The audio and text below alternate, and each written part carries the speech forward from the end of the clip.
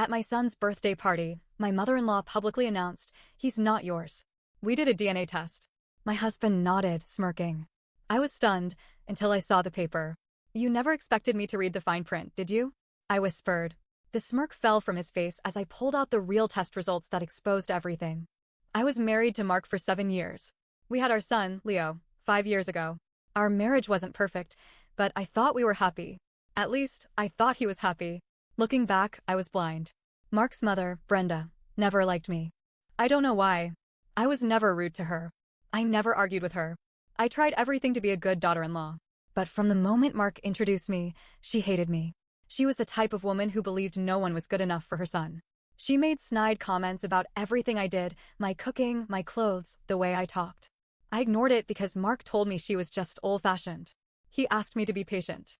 So I was. For years. But no matter what I did, Brenda acted like I was the worst thing to ever happen to her family. Then, Leo was born. And that's when it got worse. At first, I thought she'd warm up to me. After all, Leo was her grandson. But no. She was obsessed with him, but not in a normal, grandmotherly way. She treated me like I was a temporary babysitter instead of his mother. She constantly questioned how I cared for him. She'd say things like, "Are you sure you're feeding him enough? His father was a big, strong baby." Or, "He doesn't look much like Mark, does he?" At first, I brushed it off. Some babies take after their mothers. But as Leo grew, Brenda's comments became more direct. One time, when Leo was 2, she actually said to my face, "Are you sure he's even Mark's?" I was stunned. Of course he was. I told Mark what she said, expecting him to be furious. But instead, he just shrugged. "She doesn't mean anything by it," he said. "You know how she is." That should have been a red flag. But I loved him. So I let it go. I let a lot of things go. Then came Leo's 5th birthday party. I planned the whole thing myself. A superhero theme, because Leo was obsessed with Batman. I made little capes for all the kids. Hired a magician. Baked the cake myself. Everything was perfect. Leo was so happy. And then Brenda ruined it.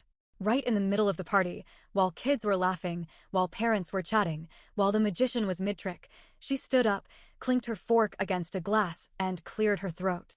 Everything stopped. She smiled. That fake, tight-lipped smile. The one I knew meant trouble. Then, she held up a folded piece of paper.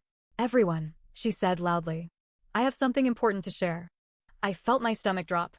She looked straight at me, grinning. "We had a DNA test done on Leo," she said. "And guess what? He's not Mark's." Silence.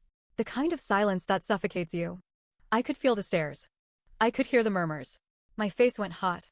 Then I turned to Mark. Praying. Begging. And that's when I saw it. The smirk. He knew. And he let her do this. I felt like I was going to throw up. Brenda shook the paper dramatically and said I knew it. "I always knew it. You trapped my son with another man's child." I couldn't move. I couldn't speak. Leo, my baby, was standing right there. He didn't understand, but he knew something was wrong. He looked up at me, eyes wide, scared. Mark finally spoke. He crossed his arms and said, "I had my doubts. Now I have proof." His voice was so calm, like this was just some casual conversation. And that's when something inside me broke. I snatched the paper out of Brenda's hand. My hands were shaking as I unfolded it. I scanned the words. And that's when I saw it. The fine print. They thought they had me. They had no idea. Because I had the real results. And what they revealed. It destroyed them. I stared at the paper in my hands, my vision blurring with rage. Brenda was still smirking. Mark had his arms crossed, looking at me like I was some criminal he had just exposed. I could hear whispers spreading through the crowd. Parents, friends, neighbors, all watching. I felt like I was drowning. Then I saw it. At the bottom of the paper, in tiny, tiny letters, was a disclaimer. This test was conducted using an at-home paternity kit and is not a legally admissible DNA result. I almost laughed. This wasn't a real test. They had used some cheap, unreliable kit, probably swabbed Leo's cheek while he was watching cartoons, and now they were standing here acting like they had proof of something. Mark must have seen the change in my face, because his smirk wavered. Just a little. I took a deep breath. Then, in a voice so quiet only he could hear, I whispered, "You never expected me to read the fine print, did you?" And just like that, his face dropped. Brenda didn't notice.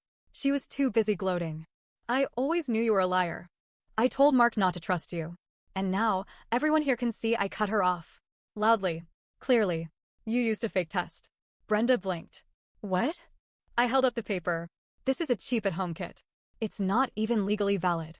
I turned to the guests. This isn't real proof. It's a scam. Murmurs. More whispers. Some people were already frowning. Brenda's face twisted. It's enough proof for us. I smiled. A cold, sharp smile. Because she walked right into my trap. That's funny, I said. Because I had an actual DNA test done, and then I pulled out the real results. I had taken Leo for a professional DNA test 3 months ago. Not because I ever doubted I knew Leo was Mark's, but because I knew this day was coming. Brenda had been making too many comments. Mark had been acting strange. Secretive. Distant. I knew something was brewing, so I got ahead of it. I pulled out the envelope with the real, legally certified test results and held it up for everyone to see. This, I said, is an official DNA test. Done at a real lab. With real professionals. Brenda's mouth snapped shut. Mark turned pale. I opened the envelope. I pulled out the paper, and then I read it out loud.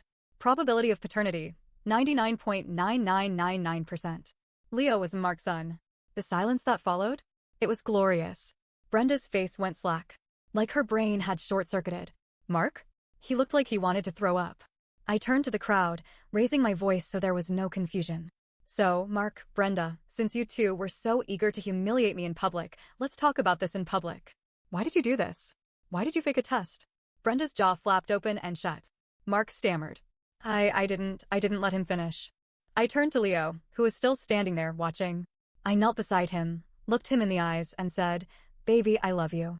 And no matter what anyone says, you are my son. You are perfect. And no one can ever take that away." Then I turned back to Mark. How dare you do this to your own child? That's when I saw it, guilt. He wouldn't meet my eyes. And suddenly, it all clicked. He wasn't just doing this because of Brenda. He wanted an excuse. He wanted a way out. He wanted to make me the bad guy. I felt something inside me snap. Fine. If he wanted war, I was ready. And I was going to destroy him. I could see it now. This wasn't just about Brenda. This wasn't even about Leo. This was about Mark. He wanted out. And instead of being a man and telling me, instead of getting a divorce like a normal person, he had let his mother turn Leo into a weapon against me. And that was unforgivable. The crowd was dead silent. Leo was still standing there, watching. His little hands clenched into fists. He didn't understand everything, but he knew he was being talked about. He knew his dad wasn't saying anything to defend him. I stood up, holding the real test results in one hand, the fake ones in the other. And then I did something that made Brenda physically flinch. I laughed. I laughed so hard that some of the guests actually jumped. Mark's head snapped up. His face twisted. What the hell is so funny? I wiped my eyes, still chuckling. You and your idiot mother. Brenda gasped like I had slapped her. Excuse me? Oh, don't act surprised, I said. You just publicly accused me of cheating and tried to humiliate me in front of my child.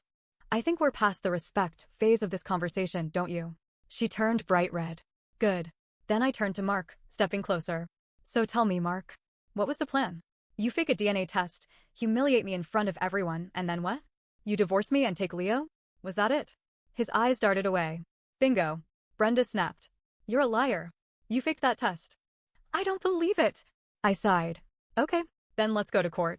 I'll bring the real test, and you bring your little dollar store one, and we'll see which one holds up. More whispers. Someone actually laughed. Brenda looked like she wanted to explode. And Mark? He looked defeated. But I wasn't done yet. Because I wasn't just going to win this battle. I was going to end him. I folded the real test neatly and tucked it into my purse. Then I pulled out my phone. Mark stiffened. What are you doing? I smiled sweetly. Oh, just pulling up a few things. And then I turned to the guests. Since we're all here and talking about secrets, should we talk about the one Mark's been keeping? Silence. Mark's face drained of color. Don't, he whispered. Oh, no, I said. You don't get to, don't me. Not after what you just pulled. Then I tapped my phone and held it up for everyone to see. And I played the video. A Ring camera video. Of Mark walking into a motel room. With another woman. Brenda made a noise like she had been punched in the gut. Someone in the crowd gasped. Mark lunged for my phone, but I was faster. I took a step back, my voice cold as ice. You accused me of cheating, I said. In front of our son. You tried to turn everyone against me. And the whole time, you were the one sneaking around. Mark was frozen. Brenda looked like she wanted to vomit. Leo tugged at my hand. Mommy, what's happening? I turned and knelt down, cupping his little face. Nothing you need to worry about, baby, I said softly. But I think Daddy is leaving soon. Leo blinked. Where's he going? I smiled. Somewhere very far away. Then I stood up, turned to Mark, and dropped the final bomb. Oh, and by the way, I already filed for divorce. Happy birthday, Leo. Mark just stood there, his face ashen. Brenda was gasping like a fish out of water. Her whole body was trembling as if she had been struck. But me? I was calm, because for the first time in years, I had the upper hand. The video of Mark sneaking into a motel room with another woman was still playing on my phone. I let it go for a few more seconds, long enough for everyone to see him unlocking the door, long enough for them to watch as a woman in a red dress wrapped her arms around his neck. Then I paused it. The silence was thick. Some of the guests were whispering. One of the moms from Leo's preschool actually covered her mouth in shock. Brenda looked at Mark like he had just shattered her entire world. Mark, she rasped, tell me this isn't real. Mark still wasn't speaking. So I did it for him. Oh, it's real. My voice was sharp and cold. And it's not even the only time. I have bank statements. Hotel receipts. I even have texts. I turned my phone toward him and started scrolling through the messages. Mark's eyes darted to my screen, and for the first time since this disaster started, I saw real panic. He knew what was coming. I read out loud, mocking, God, I hate going home to her. I looked up. That's from 2 months ago. Mark winced. If she wasn't such a stupid, boring bitch, I would have left already. Someone gasped. Brenda's mouth fell open. Mark finally snapped. Stop it. Why? I tilted my head. You wanted a public scene. You wanted to expose me. You wanted to humiliate me in front of our friends and family. So why can't we talk about you now? His fists clenched. His whole body was shaking with barely contained rage. And for a second, just a split second, I saw the real him. The version of him he tried to hide. And I wasn't afraid. He was the weak one now. I squared my shoulders, took a deep breath, and delivered the final blow. You're the cheater, Mark. And now everyone knows it. And then I turned to Brenda. And you? You let this happen. You helped him. Her mouth flapped open, but no words came out. She was speechless. The queen of insults, the woman who had spent years trying to tear me down, was finally at a loss. I let the moment sink in. Let them both drown in the weight of their own mistakes. Then I pulled out my last surprise. I reached into my purse and took out a manila envelope. Brenda flinched like it was a loaded gun. I held it up for Mark to see. For everyone to see. This, I said, is my divorce filing. Mark actually staggered. You, what? His voice cracked. I didn't blink. I filed 2 weeks ago. I've already spoken to a lawyer. And just so you know. I smiled. I have proof of your infidelity. That means you don't get to fight for full custody. You don't get to take the house. And thanks to the prenup your mother insisted on, I turned to Brenda. He gets nothing. She actually gasped. Mark's face twisted. He looked like he wanted to scream. I wasn't done. Oh, and by the way, I leaned in just a little. I also found out something interesting about your little girlfriend. His face froze. I smiled. She's pregnant, isn't she? Boom. The color drained from his face. Brenda's legs buckled. She reached out, grabbing a chair for support. The crowd exploded. Gasps, whispers, even a few outright shouts. One of Mark's cousins actually muttered, holy shit. Brenda snapped out of it first. She turned on her son, her precious, perfect son, and her voice was venom. Tell me that's not true. Mark's mouth opened, but nothing came out. And that was it. That was all the proof anyone needed. Brenda's entire body shook with rage. You, her voice was strangled. You idiot. You absolute, stupid, pathetic idiot. Mark flinched. She grabbed his arm and shook him. I did everything for you. I tried to save your marriage. I tried to fix your life. And you ruined everything. Mark yanked away from her grip.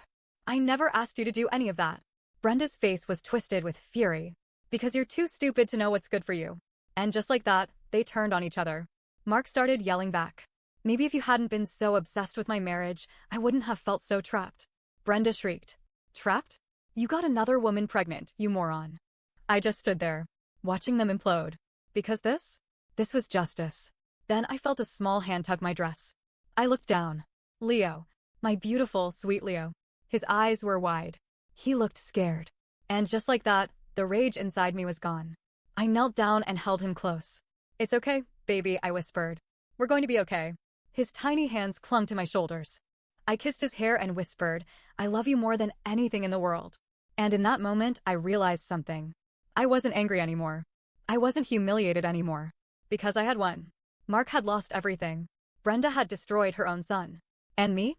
I was free. I stood up, held Leo's hand, and turned to the guests. Sorry for the drama, everyone. But I think this party is over. And then, with my son by my side, I walked away. I filed for full custody. I got it. Mark fought at first, but after his girlfriend gave birth, he gave up. Turns out, she wasn't thrilled when she found out he had tried to fake a DNA test to get rid of his wife. She left him. Brenda? She went no contact with Mark for almost a year. Eventually, she crawled back, but things were never the same. And me? I built a new life. A happy life. A life without Mark. Without Brenda. Without their poison. And it turned out to be the best thing that ever happened to me.